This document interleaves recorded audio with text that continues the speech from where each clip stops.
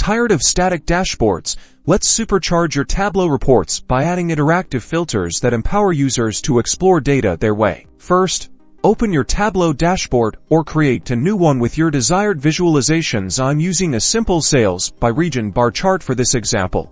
Now, to add a filter, locate the dimensions pane on the left. These are the fields you can use to slice and dice your data. Drag the dimension you want to use as a filter, in this case, region, onto the filters shelf. The filter control panel will pop up. Here, you can choose which regions to include or exclude in your visualization. Select the regions you want to see or deselect those you want to hide. Click OK. Tableau automatically adds the filter to your dashboard.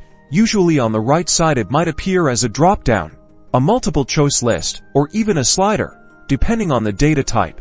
Users can now interact with this filter, instantly changing the data displayed in the chart based on their selection. See how the bar chart updates. Why select different regions? To customize the filter, click the small arrow on the filter itself. This opens a menu with options like single value dropdown, multiple values list, and wildcard match.